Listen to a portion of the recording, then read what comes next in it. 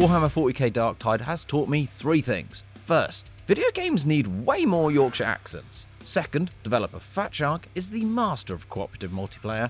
Thirdly, an undercooked live service model can really scupper a game. What the hell is that? The combat is incredible, the scenarios thrilling, and the depiction of the 40k universe breathtaking. But this fantastic core is stretched across an underwhelming progression system that leads to heavy repetition and a general lack of purpose. Unlike Fatshark's previous game, Vermintide 2, you don't play as a set character in Darktide. Instead, you create your own reprobate from one of 4 distinct classes, who you'll then gradually ascend from corpse in waiting to unstoppable killing machine. You could be a veteran sharpshooter, a zealot preacher who bellows scripture as they charge into battle, a psyker whose weaponized migraine can pop enemy heads, or a towering skullbreaker who can plow through hordes of foes like a literal tank.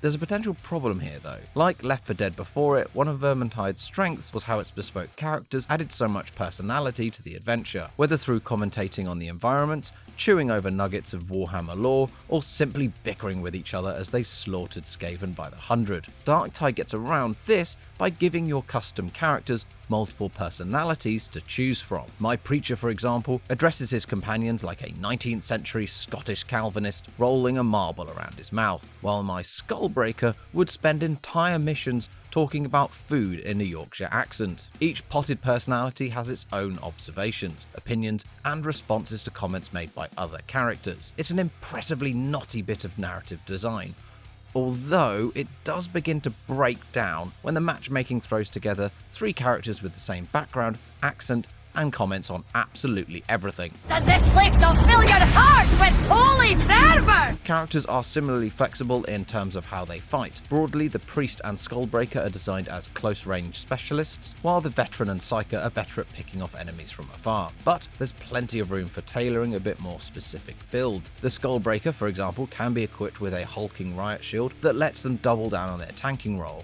or a giant grenade launcher that can obliterate hordes of enemies in a single shot instead. A priest equipped with a flamer is similarly effective at crowd control, but furnishing them with an assault rifle lets them flip between short and mid-range combat, depending on what the situation requires. So in general, ranged weapons play a greater role in Darktide than they did in Vermintide, roughly averaging a 50-50 split with melee weapons. What's important is that Darktide's guns are equally satisfying to wield. Whichever class you do end up playing, there will come a point where you'll need to rely on a weapon that doesn't require ammunition. First-person melee is Fatshark's speciality, and the studio's approach to hand-to-hand combat is perfected in Darktide. The basic hatchets and swords are immensely satisfying to wield, cleaving through poxwalker flesh in unnervingly distinct ways. But the fun really starts when you unlock the more iconic Warhammer 40k death sticks. The chainsword is a particular delight. Not only can you pull it back for a heavy attack that will literally slice enemies in half, revving up its special attack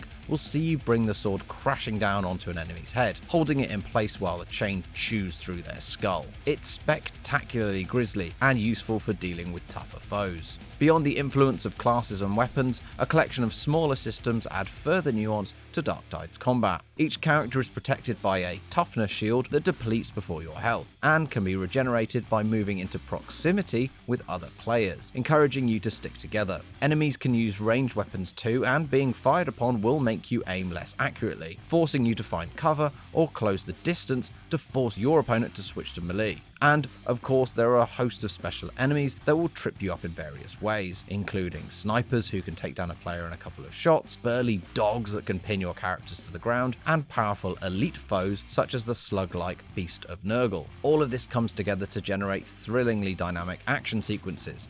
At its most intense, you'll be hacking through a literal screen full of enemies while harried from the flanks by specialist foes. Importantly though, it's not a constant onslaught. Whatever AI magic lurks beneath Darktide's surface excels at balancing intense encounters with moments of downtime, letting you gather your breath, reload your weapons, and, if you're very lucky, admire the amazing surroundings.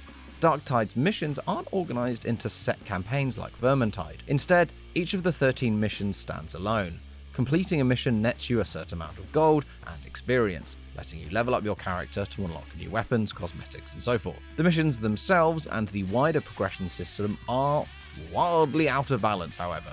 So, playing at level appropriate difficulty, improving your character by 1 level, will require you to play 2 to 3 missions, and characters max out at level 30.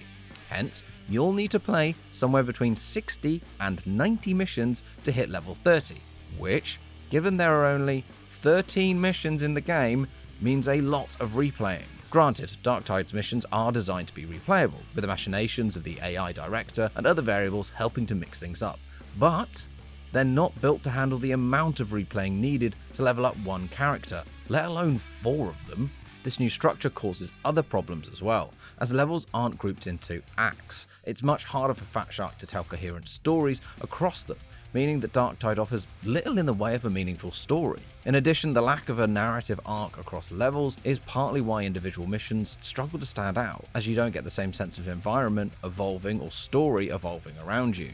It's also impossible to ignore the technical issues that have beleaguered Darktide since beta, and continue into its launch. Although stability has improved substantially, I was still suffering at least 1 crash per play session. There are a network of issues surrounding ray tracing and DLSS, to the point where Fat Shark temporarily switched off ray tracing entirely. However, the usual caveats with live service games apply. This is only the beginning of Fat Shark's journey with Darktide. The studio is still working on the technical issues, and new content will undoubtedly be added in time. But that doesn't alter the fact that Darktide's progression systems are currently more detrimental to the game's overall quality than they are complementary. And while there's still plenty of fun to be had right now, the optimal version of Warhammer 40k Darktide lies in the grim darkness of the far, far future. We give Warhammer 40k Darktide 3.5 stars out of 5. Something horrible in the dark. Me.